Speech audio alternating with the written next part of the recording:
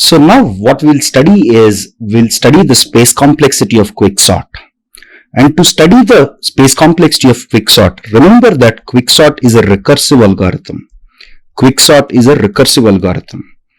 And we need to understand about how recursion uses call stacks, right? How recursion uses a call stack to be able to better appreciate and also understand the space complexity of Quicksort, right? So now the interesting part of space complexity is we've already studied time complexity in a lot of detail, right? We've already studied time complexity in a lot of detail, and we have shown that in the worst case it is order of n square time, in the average case it is order of n log n, and in the best case also it will be order of n log n for Quicksort, right? This is something that we understand very well. Now again, this is the code that we have used. Again, this code is from CLRS. We have seen the Quicksort. This is the recursion part of Quicksort, right? We have already seen this code when we were studying the Quicksort and understanding Quicksort, the basics of it. Now we will continue to use this code. So let's call this the first implementation of Quicksort. And what happens is, if you look at this implementation, if you observe this implementation, here A, P and R, all three of them are input values, right? And if you look at the partition function only uses theta of one space, right? While it takes theta of n time, so if you go back and see the partition function that we have discussed while we were understanding Quicksort, you'll quickly notice that the partition function is only theta of one space. I'll write S for space, okay? T for time, just as a short form. Or let's write SP or space, right? So now one thing that you notice is, because partition function itself uses theta of 1, and I have only one variable that I'm creating here, you may be tempted to say that Quicksort is theta of 1 space, which is incorrect. Let me tell you, this is incorrect, because the reason this is incorrect, very importantly, the reason this is incorrect is because Quicksort is a recursion. You have Quicksort here, which is calling two more Quicksorts here. So Quicksort is a recursive algorithm, which means it is going to use some space on the call stack. So we need to measure and take into account the space that is used on the call stack also.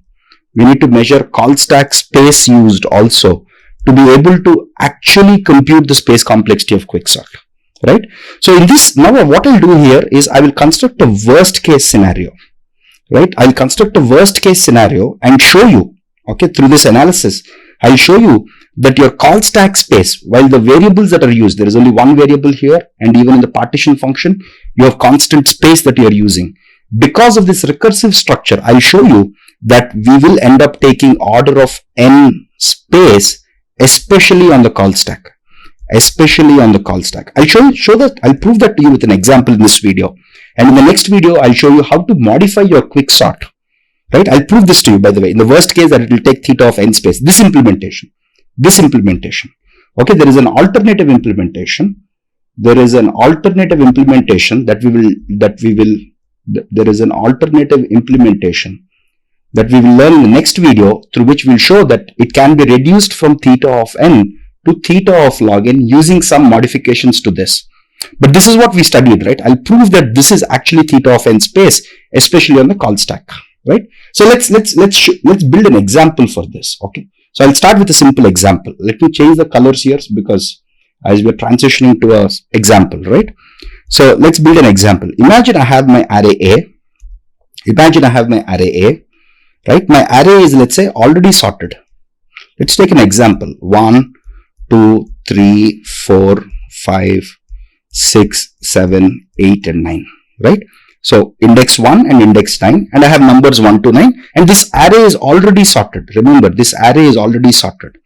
If you recall, this is the worst case even for time complexity. Even for time complexity, you would get theta of n square or big O of n square when the array is already sorted. I'll show you that even the worst case of space complexity happens here, right? So let's actually write down how the recursion works, right? First I'll start with calling Quicksort. So I'll write Q for short instead of writing the whole Quicksort here. So I'll first call Quicksort on array A with P equals to 1, right? And R equals to 9 or N. So this is the length of my array, right? This is the length of my array. 9 is the length of my array. Now this is what first I'll call. Now, as soon as I call this, what happens? First, it checks if P is less than R. Right? This is the first thing it is checking. It's checking if P is less than R. Yes, P is less than R. Right? Then it says, compute the partition. It says Q equals to partition. Now, if I take this, what happens to the pivot element in the CLRS implementation that we have seen? This becomes your pivot element, and the pivot is anyway the largest element, right? So nothing will change. So now what will happen is you are breaking an array of size n into an array of size n minus 1 and an array of size 0, because there are no elements greater than 0. That's what happens in the partition function.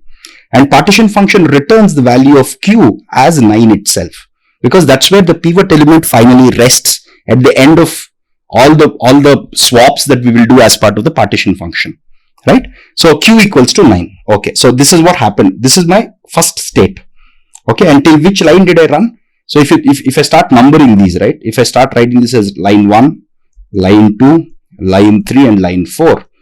Now I have finished up to line 2, right? Now I am going to line 3, right? So in line 3, what happens? I'll call a quicksort again. So this will again call a quicksort. This will again call a quicksort, and till where have I run? I have run till line equals to 3. So in your call stack, what you'll do here is you'll store on your call stack, you will simply store all the local variables. You will store all the local variables of this function. What are the local variables? P, R, Q, everything. And you will store till where did this program run? That is called the state of the program. So a state of the program is basically a combination of all the local variables and till where this program has been run. You store all of this information on your call stack. Okay. So now, so if you think about it, this is where we are. We have P equals to 1, R equals to 9, Q equals to 9, and we are at line 3. At line 3, what happens? We call quicksort again. So what are we calling? We are calling quicksort with A. And what is P here? P remains the same. So P is 1. What happens to R? My R here, if you notice, P and Q minus 1. What is my Q here? My Q here is 9. So R becomes 9 minus 1, which is 8. So this function is called, right? So this function here, it has been executed up to line 3, and in line 3 I called this recursive call, right? So I'm calling this. So now what is happening internally is, while this whole thing is working out, I'm also creating a call stack here. So what's happening here is, I'm building a call stack internally where I would say, as soon as this function gets called, all the information about this function gets pushed into the stack. So I will push all the information related to A, 1, 9, and I'll also push the information that Q equals to 9 and line equals to 3. I'll push this. So this is my call stack, right? This is my call stack. I've pushed all this information onto my call stack. Now I have called this function. Now let's see what happens in this function, right? So P is less than R, right? P is less than R. So I'll try to compute my pivot element. Now, so what is my P? My P is 1. My R is 8. This is what my R is, which means now I'm only considering this subarray. In this subarray, if I take this as the pivot element, again, pivot element is the largest element because this array is sorted. Because 9 is already taken care of, I'm only left with 8. In this subarray, from 1 to 8, because what is the subarray here? From P equals to 1 to R equals to 8. So from 1 to 8, right? The largest element is the 8th element. So when I run my partition function again, right, my Q will be 8. Again my Q is 8, right? Now where am I? I'm again in line 3. I'm again in line equals to 3. Now this will again call. Now this will again call one more time. Look at this. Look at what is happening. This code, right? So you finished line 1, line 2. Now you are again in line 3. But line 3 now you are calling within this function. What will this function call now? It will call Q, A, P equals to 1 and R equals to 7. Okay, the moment it again calls the third function, the moment this function calls the third function, all the information related to this will go onto the call stack. Now let's see what happens to our call stack. On our call stack, what we get is Q, A, 1, 8, and my Q here is 8, and I've finished till line equals to 3. Right? Again, this will keep running again. This will again run. This will again run. And if you notice what happens now my subarray that I worry about is this first 7 elements. This is my R. Again, this is the largest element. So the same thing will repeat. So what will happen here? The same thing will repeat. Your Q will be 7. you will execute up to line equals to 3, right? Again, it will call Q, A, P equals to 1, R equals to 6. Again, Q will be equal to 6. The same thing will keep running till the time you reach, look at this, till the time you reach Q, A, P equals to 1 and R equals to 1. This is where you will reach eventually after all of this, right? So when you reach this stage, what happens?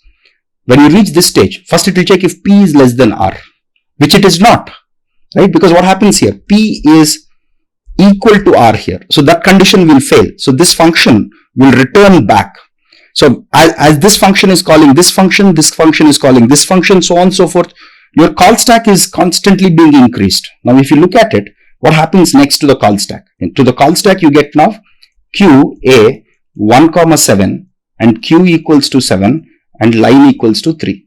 This will keep happening, right? If you notice what's happening to my call stack, as I keep calling this function, in the worst case, right? Remember that here I have 9, then I have 8, then I have 7. This will keep going on. This will keep going on till the time I get Q, A, 1, 1. Okay. When this function comes into existence, right? When this function, see, look at this. When I finally come into this function, actually it will come to 1, 2. Because right before this, you get P equals to 1 and R equals to 2, which will call this function. When this function is called, you won't go any further. But as soon as this function returns, this will be popped. Now, if you notice, what is the depth of this? How many elements are there in the stack? You're starting with n, then you go to n minus 1, n minus 2, up to 2. Right? So the depth of this stack, is theta of n. Right? The depth of this stack. Now, if you notice, for each cell in this stack, for each element that we have stored in this stack, there is a constant amount of space that we are storing, because we are storing P, R, Q and some line number. That's what we are storing here, right? So there is a constant amount of space that we are storing at each instance, right? So what's literally happening here is the total space that I'm using on the call stack, that I'm using in this case is C into N, which is theta of N.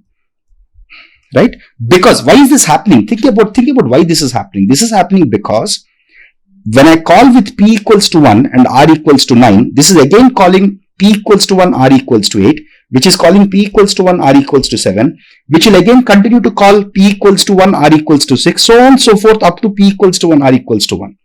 And as these function calls, look at this. This is your recursive function calls, right?